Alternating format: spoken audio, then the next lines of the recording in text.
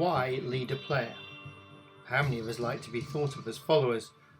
And indeed, real leadership is not born out of titles, but how we behave. Leadership is, in truth, a fluid concept. Coaching at work has grown significantly over the last 20 to 30 years.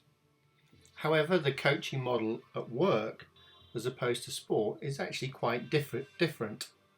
Typically, coaching in most organisations is one-to-one, and it's provided to leaders or senior people. A brief internet search will reveal a proliferation of executive or leadership coaches. It's clearly an industry that has grown. When we think of the difference between business and sport, we can ask, should Gareth Southgate be just coaching Harry Kane? Or Eddie Jones just focusing on Owen Farrell? Coaching in sport is of course directed at the whole team. Is this difference significant? Given coaching is about performance improvement, we should at least give this question some consideration.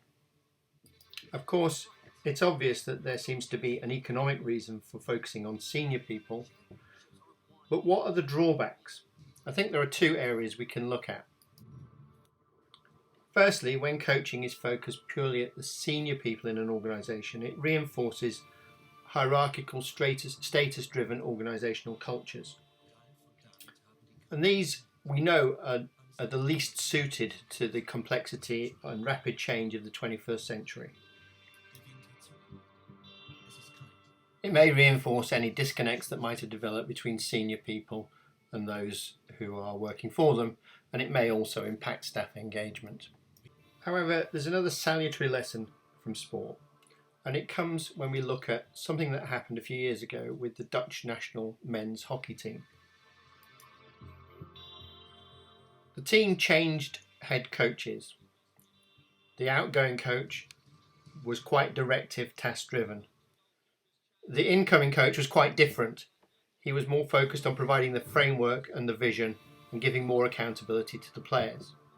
However, initially the players floundered, and for a few months the results of the team were poor. In fact, the coach nearly lost his job. Of course, the new coach and the team turned things round over time and returned to the successful winning ways of past years.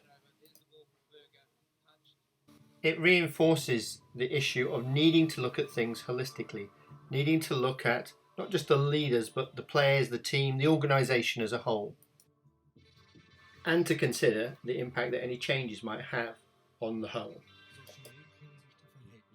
Given coaching is about performance, and we do find it successfully changes leaders' behaviour, if we don't pay attention to leader-player dynamics, then that could be problematic. We could even find that we have a train wreck on our hands. We also need to recognise the time it may take for performance improvement to bear fruit. Whatever our working context, coaching can be a major benefit. However, our approach needs to be holistic and in context. We're always here to help. Please do get in touch.